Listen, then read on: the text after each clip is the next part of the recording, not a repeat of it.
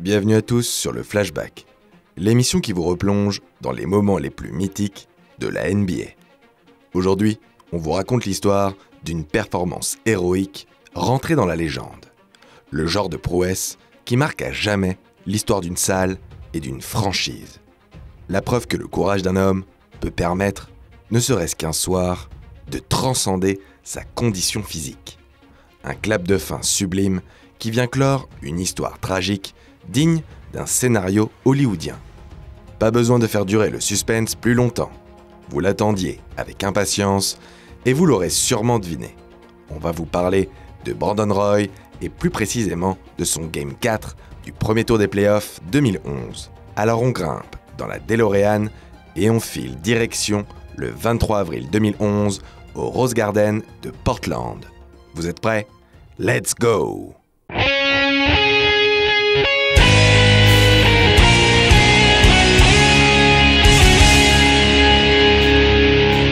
Avant d'atteindre notre destination, on vous propose de faire un rapide détour. Rapide, parce que la carrière NBA de Brandon Roy n'aura duré que 5 saisons. Non, son passage éclair dans le Minnesota ne compte pas. 5 saisons sublimes, inoubliables. Notre histoire commence par un braquage rocambolesque. Le lieu du crime, le Madison Square Garden de New York, à l'occasion de la draft 2006.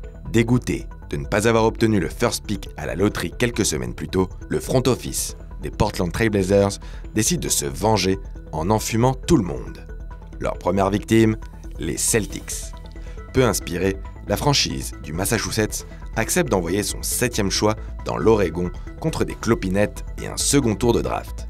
Portland dispose alors de 2 picks dans le top 10, le 4e et le 7e. Une situation plus qu'enviable. La draft commence. With the first pick in the 2006 NBA draft, the Toronto Raptors select Andrea Bargnani. Bon, clairement pas le meilleur move de l'histoire des dinos. En sélectionnant l'ailier fort italien, les Raptors laissent le champ libre aux Bulls pour drafter la star des Texas Longhorns, LaMarcus Aldridge. The Chicago Bulls select LaMarcus Aldridge from the University of Texas. Coup de tonnerre. Quelques instants plus tard, ce dernier est envoyé dans l'Oregon sans passer par la case Illinois. En contrepartie, les Bulls reçoivent le 4e choix de la draft, Tyrus Thomas et le Russe Victor Kriapa. Ces noms ne vous disent pas grand-chose, c'est normal. Chicago vient de se faire escroquer dans les règles de l'art. Deuxième coup de génie des Blazers et la soirée ne fait que commencer. Vous vous souvenez du 7e choix shippé aux Celtics? Le front office de l'Oregon réussit à le transformer en 6e pick. Mais comment? En profitant évidemment de la légendaire bêtise des décisionnaires des Minnesota Timberwolves. Oh, vous aussi vous êtes intéressé par un arrière? Regardez ce Randy Foye là-bas. Il a l'air vraiment bon. Quoi? Brandon Roy? Pouah, laissez-le nous. Vous verrez, vous gagnerez au change. Fin de la masterclass. Notons tout de même que les Wolves finiront bien par le récupérer en 2012. Un Brandon Roy sur une jambe. Et encore, qu'il ne disputera finalement que 5 petites rencontres sous leur maillot. Pour un total de 5,8 points, 2,8 rebonds, 4,6 passes. Tout simplement machiavélique. Revenons en 2006. Il n'aura pas fallu longtemps pour que les Timberwolves comprennent leur erreur. Dès la Summer League, B-Roy envoie du lourd.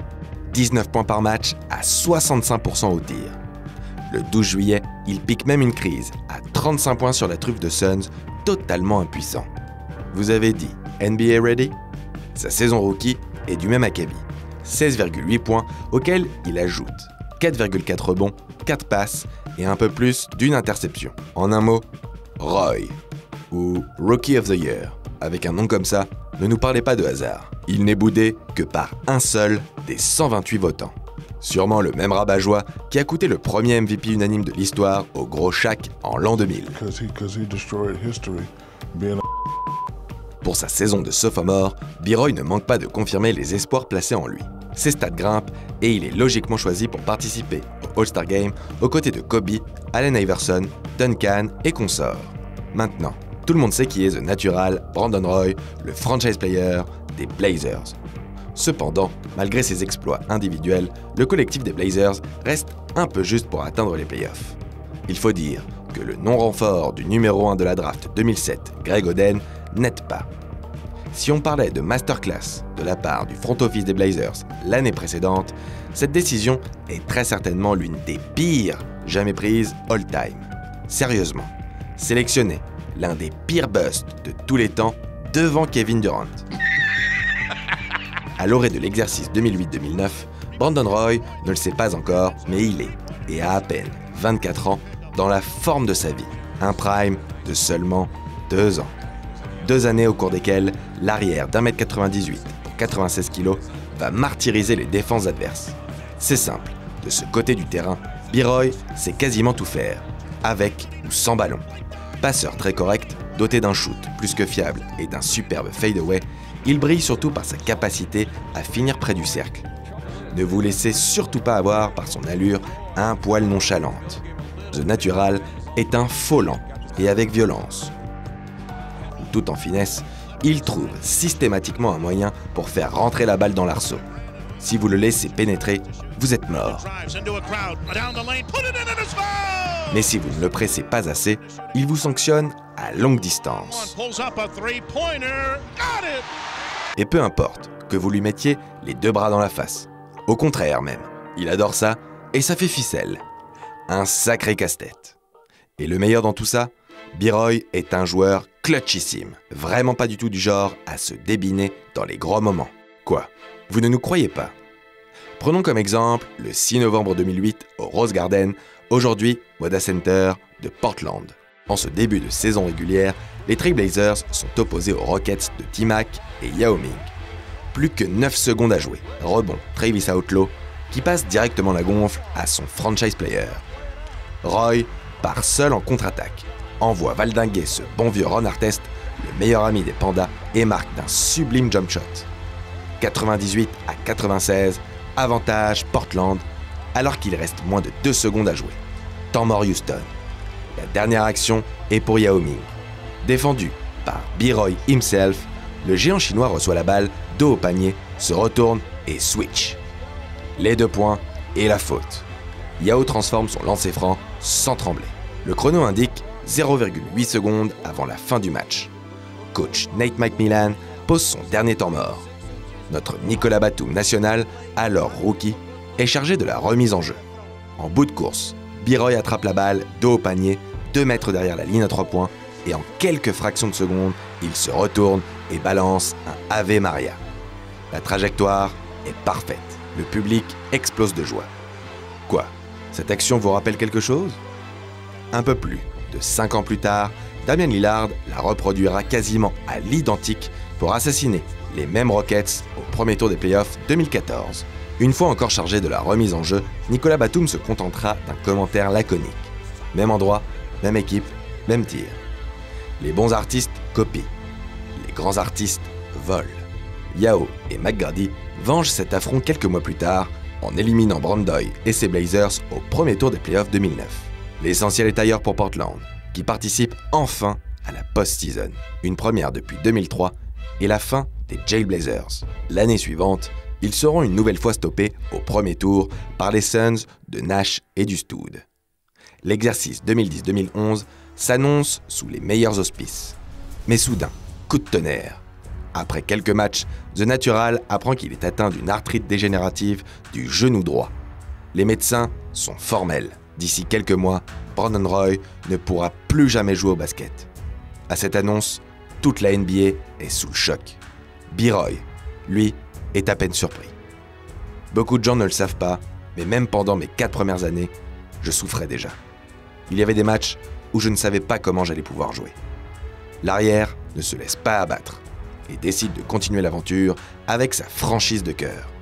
Mais seulement voilà, avec un genou en cristal, difficile de faire le poids dans une ligue aussi exigeante athlétiquement que la NBA. Le rythme infernal de la saison est trop dur. Cette année-là, il ne dispute que 47 des 82 rencontres de la saison régulière. Il se voit relégué sur le banc avec un temps de jeu drastiquement limité. C'était presque bizarre d'être avec l'équipe. Je ne le dis pas négativement, j'essaie juste d'exprimer ce que je ressentais à ce moment-là. Mais j'étais là, le gars le mieux payé du club, un All-Star, un joueur All-NBA. Et la seule personne qui me parlait, c'était le préparateur physique, Jay Johnson. J'étais juste là, à traîner avec les préparateurs physiques pour m'entraîner, en pensant « Mon Dieu, je ne me sens pas à ma place. Personne ne me poussait dehors. » Mais on crée simplement des liens avec les gars quand on joue avec eux, qu'on s'appuie sur eux, qu'on leur fait confiance sur le terrain. Et je n'étais plus là pour créer ce lien. C'était un peu comme « Avez-vous déjà été quelque part en ayant l'impression d'avoir été dépassé par le temps ?» C'était comme ça à mes yeux. Tout était différent. Mais B-Roy ne peut pas dire adieu à la Grande Ligue sans un dernier coup d'éclat. Nous voici enfin arrivés au 23 avril 2011. Sous l'impulsion d'un LaMarcus Aldridge inarrêtable en attaque, et malgré les absences répétées de leur arrière triple All-Star, les Blazers réussissent à accrocher la 6e place à l'Ouest, synonyme de play-off. Au premier tour, ils sont opposés aux Mavs d'un Dirk Nowitzki en mission. Les Texans conservent l'avantage du terrain en remportant sans grande difficulté les 2 premiers matchs. À Portland, le duo LaMarcus Aldridge, Wesley Matthews réussit à réduire l'écart en inscrivant à eux deux la moitié des points de leur équipe. Ils sont bien aidés par B-Roy qui, malgré la douleur, score 16 points en à peine 23 minutes. Les Blazers évitent le pire, mais le match 4 s'annonce déjà décisif. En connaisseur, le public du Rose Garden donne de la voix pour soutenir son équipe. La première mi-temps est serrée. Les deux formations peinent à marquer. Matthews and Miller, they've combined for all 11 points for the Portland Trail Blazers. JJ Barea, no, À la mi-temps, un léger écart acquis en début de rencontre permet à Dallas de faire la course en tête. Mais retour des vestiaires, les hommes de Nate McMillan s'effondrent. Stevenson gives it to Kidd. He's going to trigger the three. Dead on. Stevenson. Here's Nowitzki. Triggers it. Shot doesn't fall. Offensive rebounds have been a key component to Dallas. There's a three. Dirk Nowitzki from downtown. À moins d'1 minute de la fin du 3e quart, les Blazers accusent un retard de 23 points. Un gouffre insurmontable. C'est à ce moment que The Natural décide de prendre les choses en main. D'abord, il serre Aldridge sous le panier d'une sublime passe lobée. Just silent. Roy, there you go, run right at the rim. Un stop défensif plus tard, il monte la gonfle seul jusqu'à la ligne aux 3 points, dribble, puis shoot. Now to Roy, can they get something going here at the end of the third? Roy got it! La balle fait le tour de l'arceau pour finalement y entrer. Non sans réussite. Fin du 3e quart-temps, les Blazers ne sont plus menés que de 18 points. Ce qui va suivre fait aujourd'hui partie de la légende.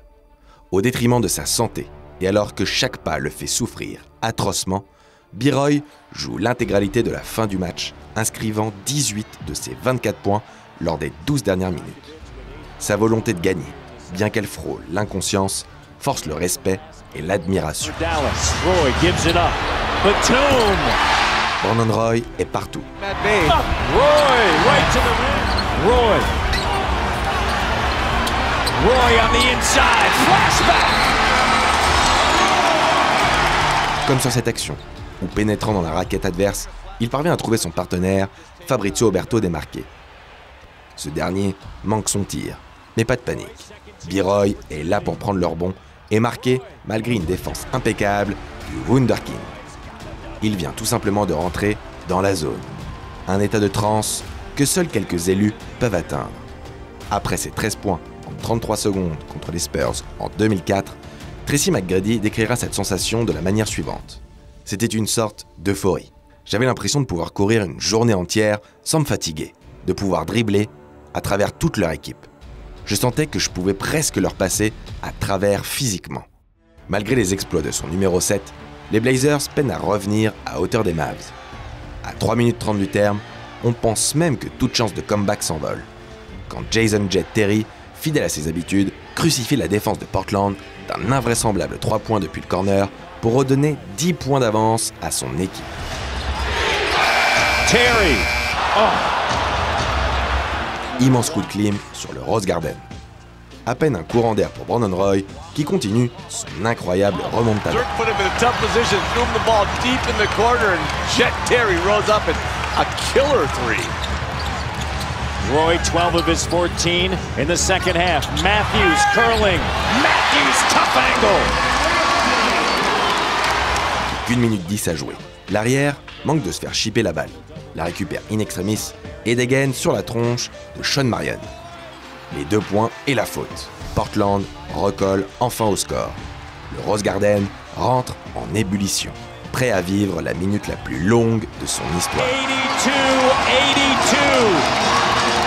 Brandon Roy with 22. B-Roy, encore lui, bien aidé par la planche, donne l'avantage aux siens pour la première fois depuis belle lurette. Roy for the lead, banks it in. 84-82.